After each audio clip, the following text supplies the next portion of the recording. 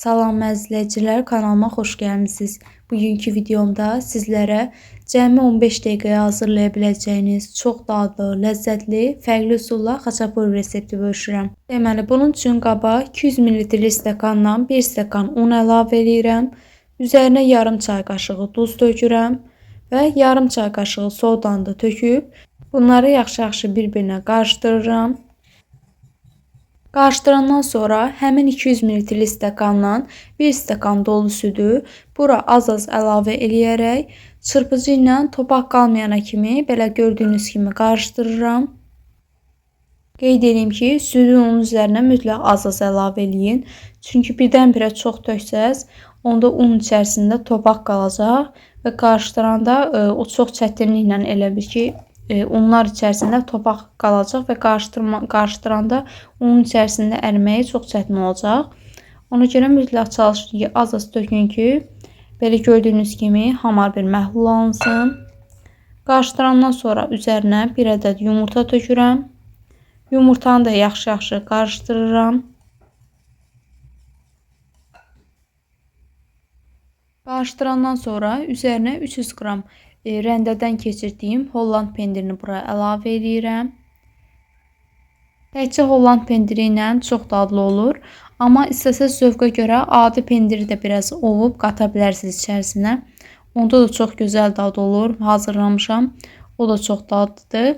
Sadəcə məndə indi evdə adi pendir yox idi deyə bu dəfə belə hazırladım.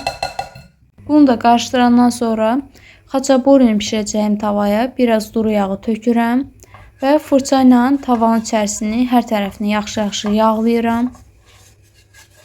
Tava tam qızandan sonra hazırladığım xaçapuri xəmirini bura əlavə edirəm. Xəmiri tam tavaya boşaldandan sonra elə bil ki, xaçapurinin üzəri hamar olsun deyə gördüyünüz kimi spatula ilə üzərini biraz hamarlaşdırıram. Üzərinə qapağını qoyub vamxotda təxminən 7-8 dəqiqəyə bişirirəm. Artıq 8 dəqiqə keçib. Gördüyünüz kimi üzərində kiçik qabarcıqlar əmələ gəlib və mən barmaqlarımın üzərinə dəydirəndə əlimə yapışmamalıdır xəmir. Yapışmırsa deməli bişib artıq. Və xəmiri tərsinə çevirmək üçün üzərinə bir boşqab qoyuram tavanın və tərsinə çevirib xəmiri buraya yerləşdirirəm və qapağını qoyub tezdən bir 6-7 dəqiqədə bişirirəm. Artıq xaçapurim bişib. Gördüyünüz kimi tezdən üzərinə bir boşqab yerləşdirib tərsinə çevirib həmin nimçəyi boşaldıram.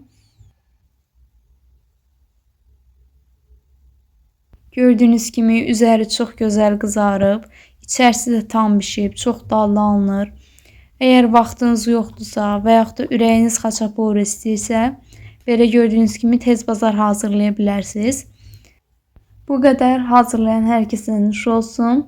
Sağ olun, salamat qalın.